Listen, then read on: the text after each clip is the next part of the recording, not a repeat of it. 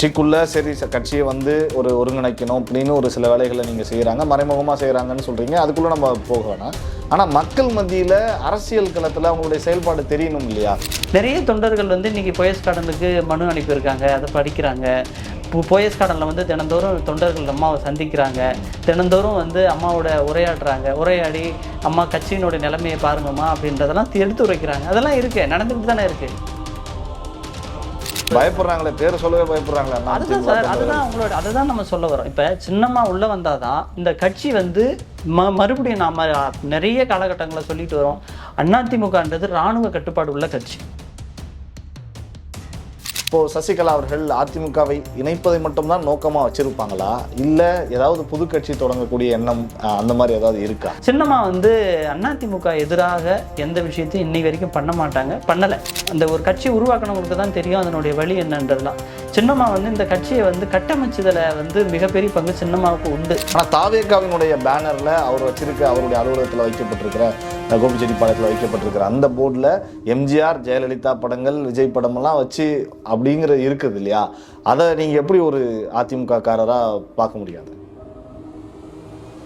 அம்மாவையும் தலைவரையும் வச்சாதான் இந்த மக்கள் மத்தியில் நம்ம எடுபடுவோம் அப்படின்றத அவங்க வந்து புரிஞ்சுக்கிட்டாங்க. திமுக வந்து ஒரு தேர்தலில் ஜெயிச்சு மறு தேர்தலில் ஜெயிச்ச வரலாறு கிடையாது. இந்த வரலாறு வந்து வடப்பாடி உருவாக்கிறாருன்னு கூட அந்த இதுவெல்லாம் எங்களுக்கு இருந்துச்சு, பயம் இருந்துச்சு. ஆனால்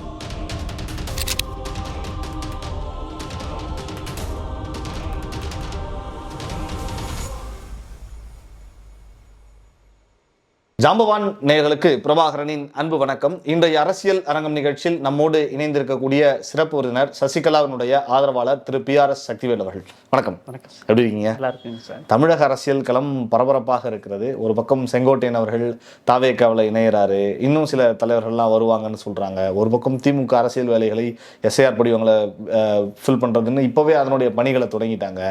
ஒரு பக்கம் அதிமுக அவங்களுடைய வேலைகளை சோசியல் மீடியாவில் அவங்களுடைய ஆட்களை வச்சு பேசிக்கிட்டு செஞ்சுக்கிட்டு இருக்காங்க. நீங்கள் சசிகலா அவர்கள் இந்த ஆட்சியை மீட்போம், இந்த கட்சியை மீட்போம், நாங்கள் ஆட்சிக்கு வருவோம் 2026 அப்படியெல்லாம் சொல்லிட்டு இருந்தாங்க. இப்போ என்ன தான் பண்ணிட்டு இருக்காங்க? ரொம்ப சைலண்ட் மோட்ல இருக்க மாதிரி இருக்கே. இல்லை, அதாவதுங்க, அமைதிக்கு பின்னால் நிறைய அர்த்தங்கள் இருக்கிறதா நம்ம புரிஞ்சுக்கணும். அதாவது எப்பயுமே அமைதியாக இருக்கிற ஒரு விஷயத்துக்கு பின்னாடி நிறைய சம்பவங்கள் நடந்துகிட்டு இருக்கோம். ரொம்ப அமைதியா இருக்காங்களோன்னு இருக்கு, அதான சிக்கலா இருக்கு. இல்லை, நிறைய முயற்சிகள் வந்து அதிமுகவை வந்து ஒருங்கிணைக்கணும். அதான் சார் அவங்களே ஒரு இடத்துல சொல்லியிருக்காங்க. எப்படின்னா, நம்ம பிரிவினை பிரித்து வர்றது ஒரு 2 செகண்ட் வேலை. ஒற்றுமைன்றது அது நிறைய ப்ராசஸ் இருக்குது. ஏன்னா வந்து இன்னைக்கு தொண்டர்கள் மத்தியில் இந்த கட்சி ஒன்றுபடணும் அப்படின்றது தான் முழு எண்ணமாக இருக்குது எல்லா தொண்டர்களுக்கும். அப்போ அந்த எண்ணத்தை வெளிப்படுத்தி அந்த எண்ணத்தை வந்து முழுமையான ஒரு வெற்றி நம்ம அடையணும்னா அதுக்கு நிறைய விஷயங்களை நம்ம செய்ய வேண்டியது இருக்குது. அதை சின்னமாக வந்து அருமையாக செஞ்சுக்கிட்டு இருக்காங்க. ஒரு படியாக அது ஒரு கட்டத்துக்கு மூலமாக போயிட்டு இருக்காங்க. கூடிய விரைவில் அதிமுக ஒருங்கிணைக்கிறதுக்கான பணிகளை செஞ்சுக்கிட்டு இருக்காங்க. சில விஷயங்கள் தடையாக இருக்குது. அந்த தடைகளுக்கு வந்து முறியடிக்கிறதுக்கு சின்னம்மா வந்து சில வேலைகளை செஞ்சுட்டு இருக்காங்க. கட்சிக்குள்ள சரி கட்சியை வந்து ஒரு ஒருங்கிணைக்கணும் அப்படின்னு ஒரு சில வேலைகளை நீங்கள் செய்கிறாங்க, மறைமுகமாக செய்கிறாங்கன்னு சொல்கிறீங்க, அதுக்குள்ளே நம்ம போக வேணாம். ஆனால் மக்கள் மத்தியில் அரசியல் களத்தில் அவங்களுடைய செயல்பாடு தெரியணும் இல்லையா? என்ன பண்ணுறாங்க, இல்லை அவங்க கட்சியில் இருக்காங்களா, இல்லை இல்லையா? அது ஒரு பக்கம் வழக்கு போயிட்டு இருந்தாலும், இல்லை ஒரு யாருக்காவது ஒரு பக்கம், ஒரு டிடிவி பக்கமோ யார் பக்கமே OPS பக்கமோ இல்லாமல் நிற்கிறது அப்படிங்கிறது அவ்வளவுதான் அரசியல் வாழ்க்கை அவங்களுக்கு முடிஞ்சிருச்சு அப்படின்னு எடுத்துக்கலாமான்னு கேட்குறேன். எப்படி எடுத்துக்க முடியும்? அதாவதுங்க, இந்த கட்சி வந்து 33 ஆண்டு காலம் அம்மாவோட கூட பயணிச்சவங்க. ரெண்டாவது, இன்னைக்கு 5 வருஷம் வந்து அமைதியாக இருக்கிறதுனால நீங்களாம் சொல்கிறீங்க. நாங்களாம் அப்படி பார்க்கல. எப்படின்னா, மக்களோட மக்களாக மக்கள் பணியெல்லாம் செய்கிறதுக்கு அவங்க காத்துக்கிட்டு இருக்காங்க, நிறைய செஞ்சுக்கிட்டு இருக்காங்க. நிறைய ஊரில் போயிட்டு நலத்திட்ட உதவிகளை வழங்குறாங்க. இப்போ கூட இப்போ டிப்தோ புயல் வருது, அதுக்கு நிறைய ஆயத்த பணிகள் அம்மா எங்களுக்கு சில இன்ஸ்ட்ரக்ஷனை கொடுத்துருக்காங்க. அது புயல் எப்படி பாதிச்சதுன்னா மக்களுக்கு நம்ம எப்படி உதவணும் போகணுன்றதெல்லாம் மக்களோட மக்களாக தான் அவங்க நிற்கிறாங்க. அதாவதுங்க, ஊடகங்கள் வந்து அதை மறைச்சி பண்ணுறாங்களே தவிர சின்னம்மா வந்து இன்னைக்கு எல்லா இடங்கள்லையுமே வந்து மக்களோடு மக்களாக பயணிக்கிறாங்க. நீங்கள் கேட்குறீங்க இன்னொரு விஷயம், கட்சியில் இருக்காங்களா, கட்சியில் செயல்பாடு இருக்கா அப்படின்றதெல்லாம். நிறைய தொண்டர்கள் வந்து இன்னைக்கு போயஸ் கார்டனுக்கு மனு அனுப்பியிருக்காங்க, அதை படிக்கிறாங்க. போயஸ் கார்டனில் வந்து தினந்தோறும் தொண்டர்கள் அம்மாவை சந்திக்கிறாங்க, தினந்தோறும் வந்து அம்மாவோட உரையாடி அம்மா கட்சியினுடைய நிலைமையை பாருங்கம்மா அப்படின்றதெல்லாம் எடுத்து உரைக்கிறாங்க. அதெல்லாம் இருக்கு, நடந்துக்கிட்டு தானே இருக்கு. நம்ம எப்படி கட்சியில் இது பண்ணல போலன்ற சொல்ல முடியாது. அது ஒரு சிறிய கட்சியாக இருந்தால் கூட நீங்கள் சொல்கிற மாதிரி ஒரு லெட்டர் பேடு கட்சி தலைவராக இருந்தால் கூட அவங்கள சார்ந்து சில பேர் வருவாங்க, மனுக்கள் கொடுப்பாங்க, பார்ப்பாங்க, நம்ம ஆட்சிக்கு வரணும், நம்ம இந்த தொகுதியை கேட்கணும், இப்படியெல்லாம் சொல்லுவாங்க, நடக்கும். நான் அவங்கள குறைச்சி எடை போடல, அவங்க எப்படிப்பட்டவர்கள் இதுக்கு முன்னாடி இயங்கியிருக்காங்கன்னு தெரியும், அது எல்லா அரசியல் களத்தில் இருக்கவங்களுக்கும் தெரியும். ஆனால் இப்போ அவங்க மக்கள் பணிகள் அப்படிங்கிறது என்ன செய்கிறாங்க அப்படிங்கிறத எங்கேயுமே பார்க்க முடியலையே. என்ன காரணம்? செய்கிறாங்கன்னா என்ன செஞ்சுருக்காங்க சொல்லுங்கள். அதாவது செய்யலாங்கன்னா நிறைய பார்த்துருக்கோமே. இப்போ ஊடகம் வாயில ஜெயா டிவியில் நிறைய எல்லாமே பதிவாயிருக்கு. ஜெயா எங்களுடைய ஊடகம் மட்டும்தான் எங்களுக்கு இன்னைக்கு ஆதரவு நிலையில இருக்கு. மற்றபடி வேற எந்த ஊடகங்களும் வந்து இன்னைக்கு வந்து ஏன்னா நீங்க சொல்லுங்க, நாங்க தெரிஞ்சுக்கிறோம், மக்கள் தெரிஞ்சுக்கிறோம். நடுநிலைமை எழுந்திருக்கிறதுனால அம்மா செய்யற சில விஷயங்கள் வந்து வெளிப்படுத்த முடியாத ஒரு கட்டாயத்துல இருக்கு. அதனால வந்து நிறைய இடங்கள்ல இப்போ நலத்திட்ட உதவிகளே நாங்க சொல்றோமே, நலத்திட்ட உதவிகள்ல இருந்து ஊரா போய் வழங்குற அந்த உதவிகள்ல இருந்து நிறைய விஷயங்களை நம்ம படிப்படியா எடுத்து சொல்லலாமே. நீங்க போய் ஜெயா டிவில பாருங்க, அதுக்கான விடைகள்லாம் நமக்கு கிடைச்சிரும். எல்லா டிவியும் பார்க்கலாம், இல்லைன்னு சொல்லல. பட் ஆனா இப்போ ஒரு அரசியல் களத்துல அவங்க இருக்கிறப்ப அவங்கள நம்பி பல கட்சியில அதிமுகவில் இருந்தவங்களே திரு சசிகலா அவர்களை நம்பி வந்தாங்க. அவங்கெல்லாம் இப்போ பொறுப்புகள் இல்லாம இன்னும் நடக்கும், இப்போ நடக்கும் அப்படின்னு காத்துக்கிட்டு இருக்கப்ப கொஞ்சம் கொஞ்சமா அது மறைஞ்சிடாதான்னு கேட்குறேன். அப்புறம் காலப்போக்கில் அவங்க கையை விட்டு போயிடும் இல்லையா இந்த விஷயங்கள் எல்லாம்? சார், அரசியல்ல வந்து நமக்கு பொறுமை ரொம்ப அவசியம். பொறுமை வந்து ஒரு எல்லைக்கு வரைக்கும் நம்ம அவங்களே சொல்லியிருக்கிறாங்க. பொறுமைக்கான அர்த்தங்கள் வந்து சார் ஒன் பை ஒன்னா நடந்துகிட்டு இருக்கு. இன்னைக்கு வந்து கட்சி இருக்கிற நிலைமைக்கு எது அவசியம்ன்றது வந்து சின்னம்மாவுக்கும் நல்லா தெரியும். அதனால அது வந்து அதை நோக்கி தான் ஓடிட்டு இருக்கோம். அதை நோக்கி தான் அம்மா வந்து அதை பேசு பொருளாக்கிட்டு இருக்காங்க, அதை பண்றாங்க. சார், சின்னம்மாவை தவிர்த்துட்டு இன்னைக்கு அரசியல் களம் கிடையாது.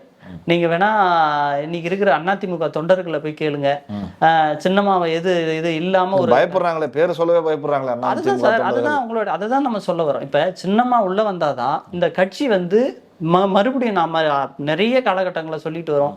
அதிமுகன்றது இராணுவ கட்டுப்பாடு உள்ள கட்சி. அந்த கட்சியை இன்னைக்கு ஒரு 20% கட்சியா இன்னைக்கு மாத்தின பெருமை அண்ணன் எடப்பாடி பழனிசாமிக்கு சாரும். அந்த பெருமையை உடைச்சி எரிஞ்சு அந்த அதாவது அதாவது தாந்தோணித்தனமா செயல்படுறாரு இல்லைங்களா, அதெல்லாம் உடைச்சி எரிஞ்சு இன்னைக்கு சின்னம்மா வந்து மறுபடியும் அம்மா காலத்துல எப்படி அதிமுக இயங்குச்சோ அதே மாதிரியான ஒரு இயக்கக்கூடிய ஒரு சூழ்நிலையை உருவாக்குறதுக்காக சின்னம்மா முயற்சி பண்ணிட்டு இருக்காங்க. அந்த முயற்சியில சில ஒரு சின்ன சின்ன இடர்பாடுகள் இருக்கு. அந்த இடர்பாடுகள்லாம் தகர்த்தெறிஞ்சிட்டு நிச்சயம் கூடிய விரைவில் அதிமுக ஒன்றுபடுவதற்கான வாய்ப்பு கூடிய விரைவில் இருக்கு. வெளிப்படையாவே கேட்கிறேன். ஒரு பக்கம் ஓபிஎஸ் அவர்கள் தனியா வந்து கட்சி தொடங்குறாரு, அந்த மாதிரியான பேசுபொருள் ஒரு பக்கம் போய்கிட்டு இருக்கு. அதிகாரப்பூர்வமா கிடையாது, மறைமுகமா அரசியல் வட்டாரங்கள்ல பேசப்படுகிறது. செங்கோட்டையன் அவர்கள் வெளியே வந்திருக்காரு. ஓபிஎஸ்னுடைய மகன் திரு ரவீந்திரநாத் அவர்கள் கூட தாவேக பக்கம் போவாரு அப்படின்னு சொல்றாங்க. பல பேர் இப்படி தனியா நிக்கிறப்ப இப்போ சசிகலா அவர்கள் அதிமுகவை இணைப்பதை மட்டும்தான் நோக்கமா வச்சிருப்பாங்களா, இல்ல ஏதாவது புது கட்சி தொடங்கக்கூடிய எண்ணம் அந்த மாதிரி ஏதாவது இருக்கா? ஏன்னா எந்தவித சிம்டம்ஸுமே தெரியலையே. நீங்க மீண்டும் இணைப்பதற்கோ ஒருங்கிணைப்பதற்கோ எந்தவித சிம்டம்ஸும் தெரியல. எடப்பாடி அவர்கள் அவரு கேண்டிடேட் உட்பட அந்த லிஸ்ட்டை கூட எடுக்க ஆரம்பிச்சுட்டாரு. ரொம்ப வேகமா செயல்படுறாங்க அப்படிங்கிறத நம்மளால பார்க்க முடியுது. அவங்க ரூட்ல தெளிவா இருக்காங்க, போயிட்டு இருக்காங்க. ஆனா நீங்க இன்னமும் ஒரு நம்பிக்கிட்டு இருக்கிறது அப்படிங்கிறது எப்படி பாக்குறது நம்ம சார்? அதாவதுங்க, இப்போ தனி கட்சி தொடங்குறாங்க, தனி கட்சி தொடங்கி அதில் கட்சியில் இணைஞ்சிட்டாங்கன்றதெல்லாம் அதெல்லாம் ஒரு சில அனுமானத்தில் நடந்துகிட்டு இருக்கு. அது அவங்க இப்போ தனிப்பட்ட விருப்பம். இப்போ ஒவ்வொரு தலைவர்களுக்கும் ஒவ்வொரு விருப்பம் இருக்கும். அதனால வந்து ஒரு கட்டம் வரைக்கும் பார்ப்பாங்க, இல்லைன்னா கூட வெளியேறி மற்ற விஷயங்களை பண்ணுவாங்க. சின்னம்மா வந்து அதிமுக எதிராக எந்த விஷயத்தையும் இன்னை வரைக்கும் பண்ண மாட்டாங்க, பண்ணலை. ஏன்னா அவங்க வந்து 21 அதாவது சிறைவாசம் சென்று இன்றைக்கு வந்த விஷயத்துல இருந்து நம்ம பார்த்துக்கிட்டோம்னா அதிமுகவான எதிரான நிலைப்பாடை எந்த இடத்துலையும் அவங்க பண்ண மாட்டாங்க. ஏன்னா சார், அந்த ஒரு கட்சி உருவாக்கணவங்களுக்கு தான் தெரியும் அதனுடைய வழி என்னன்றதுலாம். சின்னம்மா வந்து இந்த கட்சியை வந்து கட்டமைச்சதுல வந்து மிகப்பெரிய பங்கு சின்னம்மாவுக்கு உண்டு. அதனாலதான் வந்து இன்னைக்கு அந்த வழி தெரிஞ்சதுனாலதான் அவங்க வந்து நம்ம அந்த கட்சியை எந்த காரணத்தை கொண்டு உடைய விடக்கூடாது, நம்மளால ஒரு பிரிவினவாதம் வந்துடக்கூடாது, நம்மளால ஒரு பிளவு ஏற்பட்டுறக்கூடாதுன்னு எல்லா இடங்கள்லையும் முடியும். அவங்க வந்து சில விஷயங்களை வந்து பார்த்து பார்த்து செஞ்சுக்கிட்டு இருக்காங்க. அதை வந்து நம்ம அட்வான்டேஜாக எடுத்துக்கிட்டு இன்னைக்கு இருக்கிற தலைமை வந்து பண்ணுச்சுன்னா அது வந்து முட்டாள்தனம் தான் சொல்லணும். இன்னைக்கு வந்து சார் ஒரே ஒரு விஷயம் தாங்க, அதாவது ஒற்றுமைனால ஏற்பட போகிற நன்மை எவ்வளோ இருக்கு. அந்த ஒற்றுமை வந்துச்சுனாலே எவ்வளோ ஒரு இப்போ நம்ம தென் மாவட்டங்களில் வந்து கிட்டத்தட்ட ஒரு 120 தொகுதியை நம்ம வந்து இன்னைக்கு இழக்க வேண்டிய சூழலில் இருக்கும். இப்போ சின்னம்மா மாதிரியான தலைமைகள்லாம் அங்கே வந்தால் மட்டும்தான் அந்த 120 தொகுதிகளை நம்ம வந்து மறுபடியும் வந்து நம்ம பழையபடி அதிமுகவுக்கான தொகுதியாக நம்ம மாற்ற முடியும். இன்னைக்கு அந்த தொகுதிகள்லாம் நம்ம கையை விட்டு போகிற ஒரு நிலைமையில இருக்குது. அப்படி இருக்கிற ஒரு சூழ்நிலையில் ஒற்றுமையை வந்து நம்ம அவசியம்னு இன்னைக்கு இருக்கிற தலைமை அதை நினைக்கணும். அவர் நினைக்கவும் மாட்டார், நினைக்கவும் போகிறதில்ல. ஏன்னா அவருக்கு என்னென்னா தான் பொதுச் செயலாளர், தாங்கிட்ட கட்சி இருக்கு, இன்னும் எத்தனை காலம் வேணாலும் நம்ம இந்த கட்சியை நம்ம ஆட்டி படைக்கலாம், போகலாம் வரலான்னு சொல்ல நினைச்சுக்கிட்டு இருக்காரு. ஆனா இன்னைக்கு காலகட்டம் சார், இன்னைக்கு காலகட்டத்தில் அவர் அப்படி நினைச்சிட்டு இருக்கலாம். ஆனா தொண்டர்கள் வந்து ஒரு கட்டம் வரைக்கும் தான் அதை பார்ப்பாங்க. அதாவது இன்னைக்கு இருக்கிற சூழ்நிலைக்கு யார் காரணன்றதும் தொண்டர்கள் பார்த்துக்கிட்டு இருக்கிறாங்க. இதெல்லாம் வந்து கூடிய விரைவில் சரி செய்யப்பட்டு அம்மா அவர்களால் இந்த கட்சி ஒன்றிணைக்கப்பட்டு சீக்கிரம் மறுபடியும் நாங்கள் புதுப்பொலிவோடு இயங்கிறதுக்கான அனைத்து ஏற்பாடுகளும் நடந்துட்டு இருக்கு. ஜெயலலிதா அவர்கள், அம்மையார் அவர்கள் உங்களுடைய கட்சியினுடைய பொதுச் செயலாளராக இருந்தவர். அதிமுகவினுடைய முகம் அப்படின்னா எம்ஜிஆர், அப்புறம் ஜெயலலிதா அம்மையார் அவர்கள் தான். அப்படி இருக்கிறப்ப தாவேகா இப்போ தொடங்கப்பட்ட ஒரு கட்சி.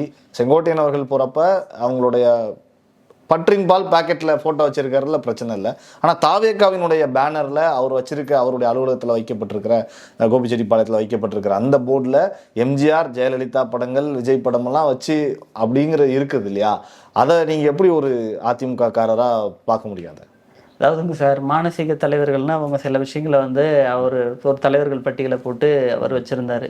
அந்த பட்டியலில் வந்து அதாவதுங்க இதுதான் நான் சொல்ல வரேன், யாருக்கு எது தேவைன்றத அவங்க மக்கள் வந்து உணர்றாங்க. மக்களுக்கு வந்து எந்த தலைவர்கள் மனசுல இருக்கிறாங்கன்றதெல்லாம் வந்து இப்போ நேற்று கட்சி ஆரம்பிச்சவங்க நினைக்கிறாங்க.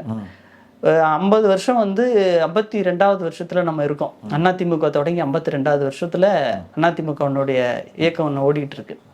அந்த இயக்கத்தினுடைய தலைமையா இன்னைக்கு இருக்கிறவர் தன்னுடைய பிரச்சார வாகனத்துல வெறுமனே அவர் போட்டா மட்டும் போட்டுக்கிட்டு வர்றார். அப்ப இது எது உணர்த்துதுன்னு கேட்டீங்கன்னா, தலைவர்களை வந்து அதாவது நம்ம இந்த கட்சியை உருவாக்கின இருபெரும் தலைவர்களை அந்த இடத்துல வைக்காம ஏதோ ஒரு இடத்துல ஒரு ஸ்டாம்ப் சைஸ்ல நீங்க வச்சுட்டு ஒரு தன்னை வந்து ஒரு பிரதிநிதித்துவப்படுத்துகிற ஒரு ஒரு ஒரு செயலா அவரை மட்டும் பிம்பப்படுத்திக்கிட்டு அந்த பிரச்சார வாகனத்துல வராரு. ஆனா இன்னைக்கு நீங்க சொல்ற தாவேகா நேத்து கட்சி தொடங்கினவங்க. இன்னைக்கு அவங்க என்ன நினைக்கிறாங்கன்னா, அம்மாவையும் தலைவரையும் வச்சாதான் இந்த மக்கள் மத்தியில நம்ம எடுபடுவோம் அப்படின்றத அவங்க வந்து புரிஞ்சுக்கிட்டாங்க. புரிஞ்சதுனால வந்து அவங்க வந்து இன்னைக்கு சில இடங்கள்ல வெளிப்படையாவே வைக்கிறாங்க, சில இடங்கள்ல வந்து பேசவும் செய்யறாங்க. அது ஒரு தொகுதியில வந்து போயிட்டு நாங்க நாங்க தலைவர் நாங்க, அதாவது எம்ஜிஆருக்கு அப்புறம் நாங்க தான். அதாவது விஜய் என்ன நினைக்கிறாருன்னு கேட்டீங்கன்னா, அதிமுகவினுடைய மறுமுகம் வந்து இன்னைக்கு இருக்கிற தலைமை இல்லை, அதனால வந்து நாங்க தலைவரோட, அதாவது எம்ஜிஆரோட ஆட்சியை வந்து எம்ஜிஆரோட கட்சியை நாங்க தருவதா அவர் சொல்லிக்கிட்டு இருக்காரு. அதனால வந்து அதை பண்றாரு. ஆனா நமக்கு வந்து நம்ம தலைவர்களோட புகழையும் நம்ம தலைவர்கள் செஞ்ச செயலையும் நம்ம மறந்துட்டு நீங்க வேற ஒரு அரசியலை பண்ணிக்கிட்டு இருக்கீங்களே, அதுதானே தப்புன்றோம். நம்ம அதுதான் நாங்கள் தவறுன்னு சொல்லிட்டு தானே நாங்கள் இன்னைக்கு எடப்பாடி பழனிசாமி நாங்கள் வந்து குறை சொல்லிக்கிட்டு இருக்கோம். நீங்கள் வந்து உங்களை மட்டும் நீங்கள் பிம்பப்படுத்தாதீங்க, நம்மளை உருவாக்கிய தலைவர்கள், இந்த இயக்கத்தை வந்து வழிநடத்திய தலைவர்கள், அவர்களை நீங்கள் வந்து பிம்பப்படுத்துங்க, அவங்கள நீங்கள் பேசும் பொருளாக்குங்க. அதை விட்டுட்டு நீங்கள் வந்து உங்களுக்கு என்ன இருக்குது, உங்களுக்கு எந்த கரிஷ்மேட்டிக்கல் இருக்குது தமிழ்நாட்டில், உங்களை வந்து எந்த மக்கள் வந்து உங்களை விரும்பி ஏற்றுக்கிட்டாங்க, காலத்தின் கோலத்தினால வந்த தலைவர் நீங்கள், மக்கள் விருப்பப்பட்டு ஏற்றப்பட்ட தலைவராக நீங்கள் நாங்கள் யாருமே பார்க்கல. அதுதான் இந்த காலம் உணர்த்துது. ஒரு பக்கம் நீங்கள் இப்படி பேசிட்டு இருந்தாலும் இந்த மாதிரியான விஷயங்களை சொன்னாலும் சசிகலா அவர்களுடைய நிலைப்பாடு, தாவேகா வந்து எம்ஜிஆர் அவர்களை பயன்படுத்துகிறது, ஜெயலலிதா அவர்களையும் புகைப்படங்களை பயன்படுத்துறது அப்படிங்கிறதுல சசிகலா அவர்களுடைய நிலைப்பாடு என்ன பரவாயில்லையா, பயன்படுத்தலாம், பெருந்தன்மையாக இருக்காங்களான்னு கேட்குறேன். இல்லை, பெருந்தன்மையே நாங்கள் அதாவது அந்த அளவுக்கு வந்து இப்போ இன்னைக்கு தமிழ்நாட்டு அரசியல் களத்தில் வந்து இன்னைக்கு எத்தனையோ தலைவர்கள் இருந்திருக்காங்க, மறைஞ்சிருக்கிறாங்க, போயிருக்கிறாங்க. இன்னைக்கு இந்த இருபெரும் தலைவர்கள் வந்து இன்னைக்கு வரைக்கும் மக்களால் கொண்டாடப்படுறாங்கன்னா அது சந்தோஷம் தானே. ஒரு அதிமுக காரரா எங்களுக்கு அதெல்லாம் சந்தோஷம் இல்லை. நீங்க கொஞ்சம் அதுல ஏமாறுறீங்களோ அப்படின்னு இருக்குல்ல, உங்களுக்கு தெரியுதா? அந்த புகைப்படங்களை போட்டு அதிமுகவினுடைய வாக்குகளை கபலீகரம் செய்யறாங்க தாவேகா. அதனுடைய ஒரு பாடுதான், ஒரு நிலைப்பாடு தான் அது. அதிமுகவினுடைய வாக்கு கொஞ்சம் கொஞ்சமா நீங்க சொல்ற உண்மை தொண்டர்களுடைய வாக்கும் கூட அங்க தாவேக்காவுக்கு மடைமாற்றப்படுகிறதுங்கிற அந்த கோவம் உங்களுக்கு வரலையான்னு கேட்குறேன். சார் நம்ம இதை வந்து நம்ம ஒரு வேற மாதிரி பார்க்கணும். எப்படிங்கன்னாங்க, பெருந்தன்மை கோபம்ன்றதெல்லாம் தாண்டி நம்ம தலைவர்கள் வந்து அடுத்த கட்சியும் வந்து நம்ம ஏற்றுக்கிறாங்களே, நம்மளுடைய தலைவர்களுடைய கொள்கையை, தலைவர்களுடைய புகைப்படங்களை ஏற்றுக்கிறாங்கன்னும் போது இன்னைக்கு தமிழ்நாட்டு மக்கள் வந்து ஏமாளிகள் இல்லை சார். நம்ம அப்படி புரிஞ்சுக்க முடியாது. தமிழ்நாட்டு மக்கள் வந்து ரொம்ப தெளிவானவங்க.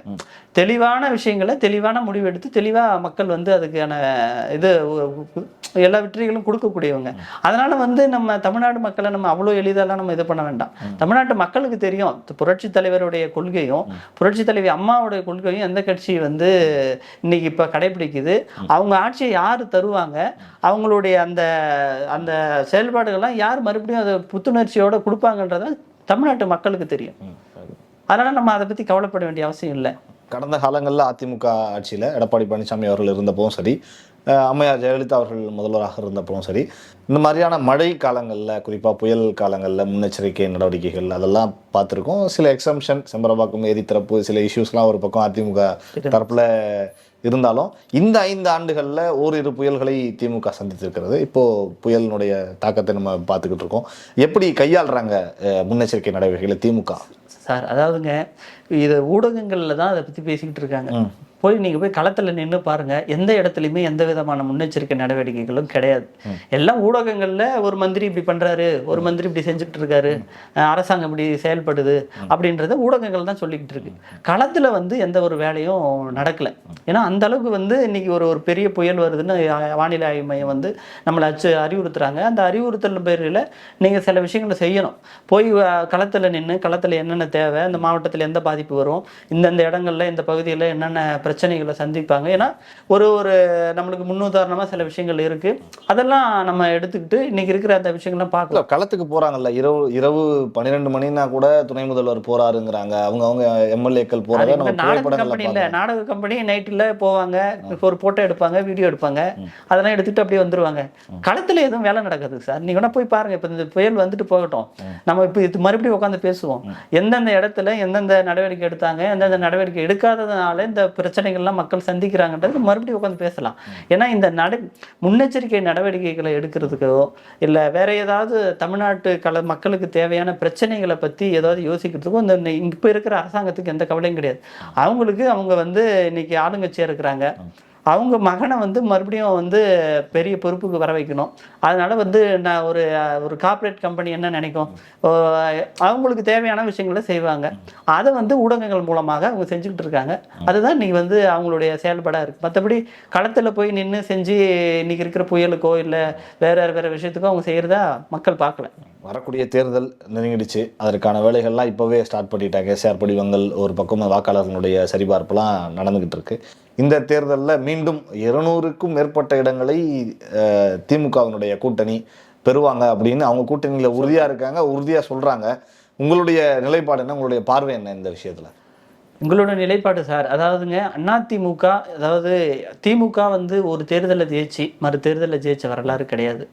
இந்த வரலாறு வந்து எடப்பாடி உருவாக்கிறாருன்னு கூடன்ற அந்த இதுவெல்லாம் எங்களுக்கு இருந்துச்சு, பயம் இருந்துச்சு. ஆனா சின்னமா சில ஒரு முயற்சிகளை எடுத்துக்கிட்டு இருக்காங்க.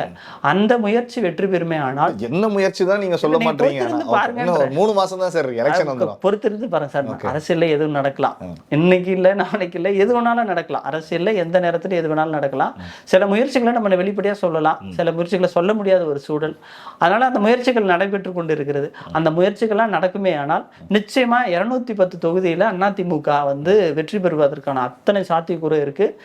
கண்டிப்பா அது நடக்கும்.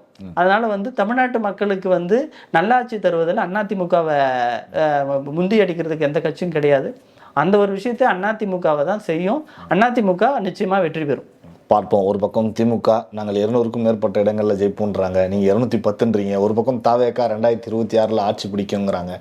என்ன நடக்க போகுது அப்படிங்கிற விஷயங்களை வரக்கூடிய நாட்களில் நம்ம தெரிஞ்சுக்குவோம். உங்களுடைய நேரத்தை செலவிட்டு எங்களுக்காக வந்தமைக்கு நன்றி. நன்றி.